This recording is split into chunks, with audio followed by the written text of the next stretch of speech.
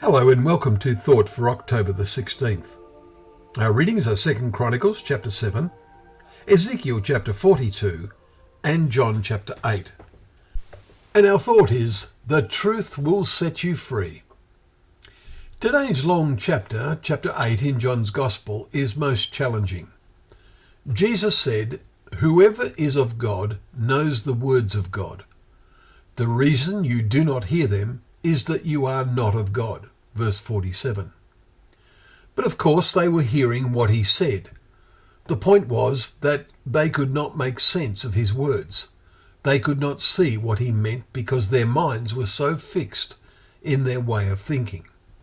Does not the same problem exist today?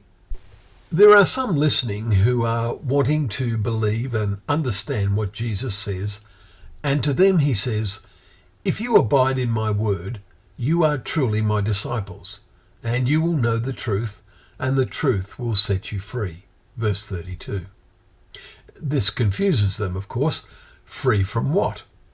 As descendants of Abraham, they say, "We are not enslaved to anyone. How is it that you say you will become free?" Verse 33. Jesus then makes the point, everyone who commits sin is a slave to sin. If the Son sets you free, you will be free indeed. Verse 36. Now, most of his listeners failed to get the point, and in the end, the essential point is whether they are of God or not. If they are of God, they will listen and seek to understand the words of God.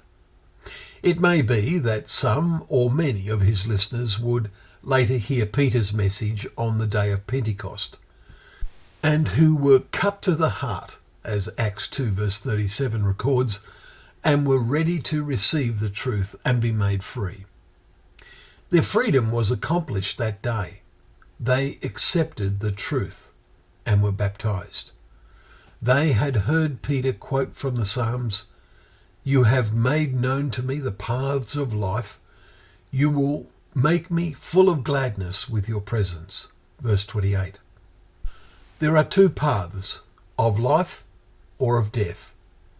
All begin by walking on the path of death, but all have the opportunity to be set free from that path by seeing the truth that is revealed in God's word. First through the men of God, the prophets of old, and later by Jesus and the apostles. And today, well, all can read God's word and search of what Jesus really meant, and then decide whether to respond. What about you? Well, thank you once again for joining us for Thought for the Day, where together we can open up the pages of God's word, knowing that word to be a lamp to our feet and a light to our path.